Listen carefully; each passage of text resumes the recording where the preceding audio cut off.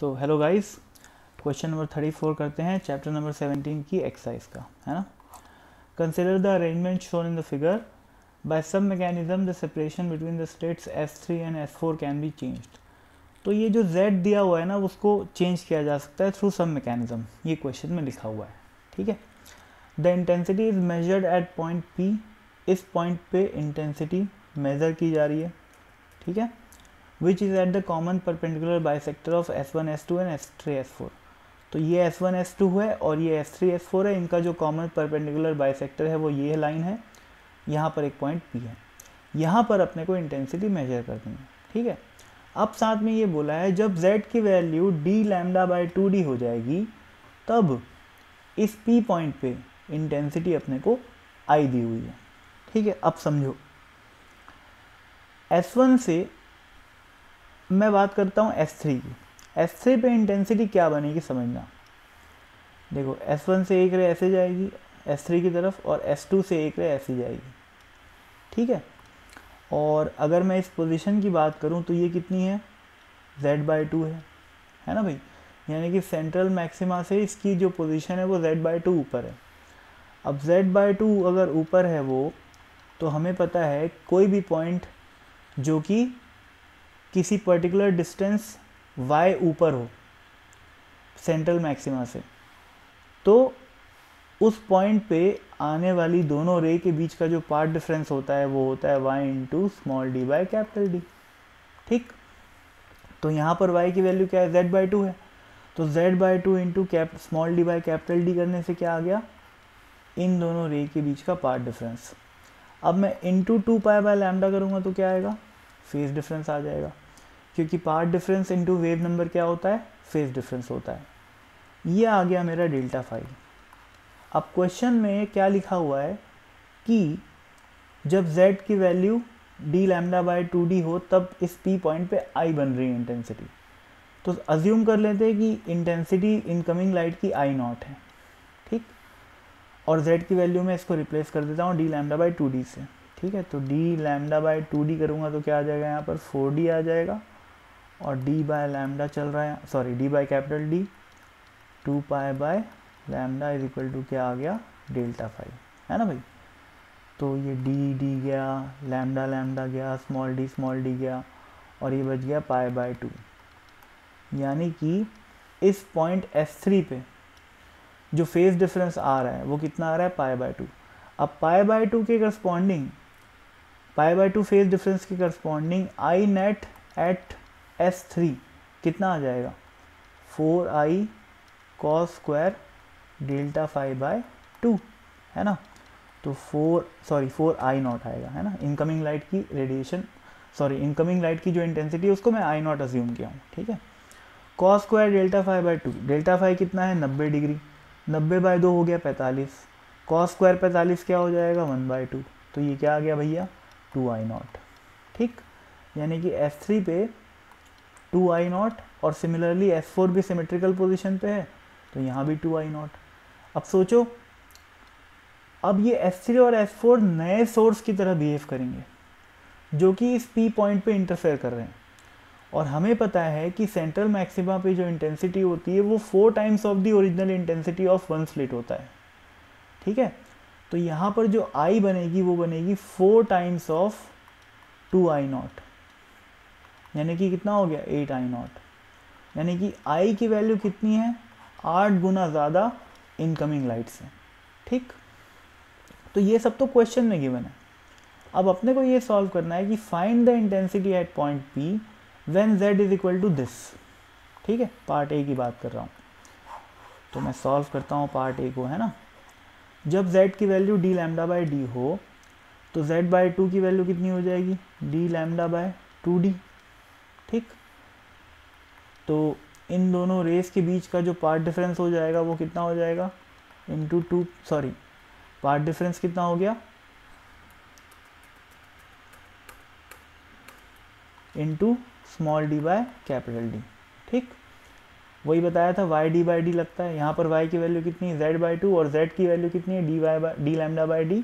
तो Z/2 की value हो गई d lambda by 2d। Into d/d करने से क्या आ गया, पार्ट डिफरेंस आ गया इन दोनों रेस के बीच का। फेज डिफरेंस निकालने के लिए क्या करते हैं, 2π/λ से मल्टीप्लाई करते हैं, ठीक है।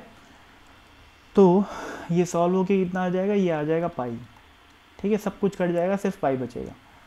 पाई का अगर फेज डिफरेंस आ रहा है इस S3 पॉइंट पे, तो सोचो इंटेंसिटी यहाँ कितनी आएगी, 0 आएगी, और S4 पे भी 0 आएगी। तो इसका मतलब S3 और S4 से लाइट निकलेगी ही नहीं, है ना भाई। तो यहाँ पर इंटेंसिटी क्या बनेगी, 0 बनेगी। तो फर्स्ट पार्ट का आंसर क्या आ गया, 0 आ गया, ठीक। अब अपन चलते हैं सेकेंड पार्ट की तरफ। सेकेंड पार्ट में देखो भाई क्या हो रहा है, पार्ट बी में z की वैल्यू दी हुई है 3d(λ/2d). z/2 की वैल्यू कितनी हो जाएगी, इतनी हो जाएगी। पार्ट डिफरेंस लाने के लिए क्या करूँगा, स्मॉल d/कैपिटल D। फेज डिफरेंस लाने के लिए क्या करूँगा, 2π/λ, ठीक है। इसको सॉल्व करोगे तो ये 2 से 2 गया, और ये बच जाएगा 3π/2 बच जाएगा, है ना। हर चीज़ कट जाएगा, देखो d कट गया, लैम्डा कट गया, स्मॉल d कट गया, 3 बचा, पाई बचा और 2 बचा, ठीक। तो 3π/2 हो गया। ये आ गया फेज डिफरेंस किन दोनों रेस के बीच में, इसमें और इसमें, ठीक है।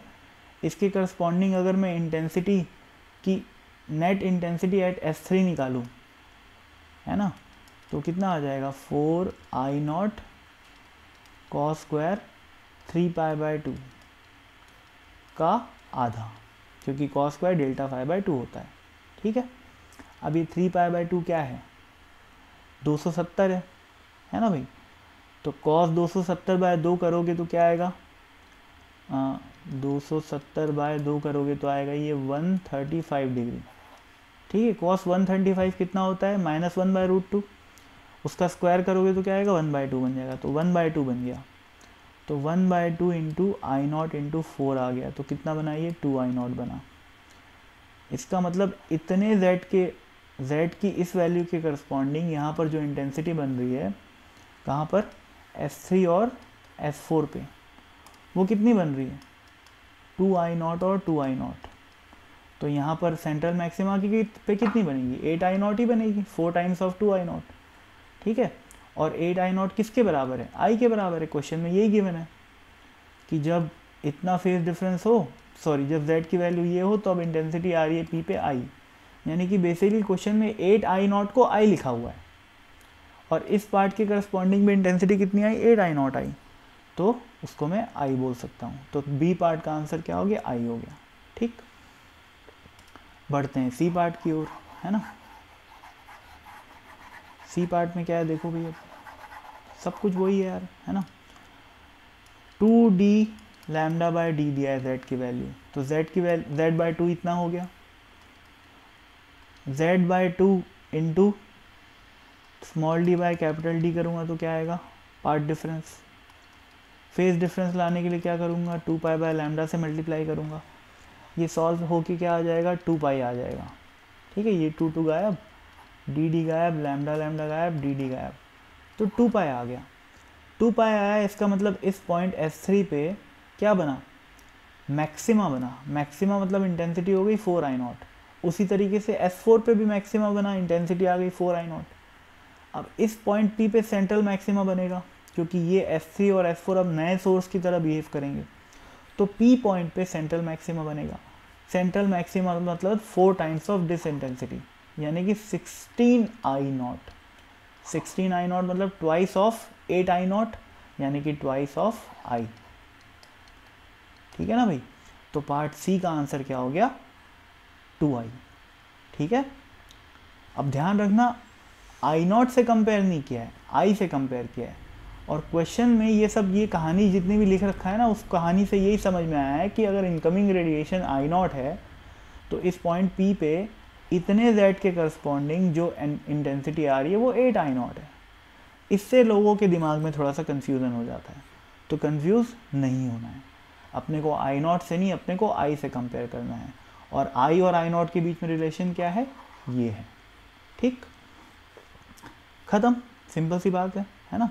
बस आपको ये पता होना चाहिए कि कोई भी पॉइंट P है, मान लो यहाँ पर, जिसकी दूरी y है सेंट्रल मैक्सिमा से, तो उसके करस्पॉन्डिंग जो पार्ट डिफरेंस आता है वो y/d होता है। और पार्ट डिफरेंस से फेज डिफरेंस कैसे लाते हैं, 2π/λ करके, ठीक।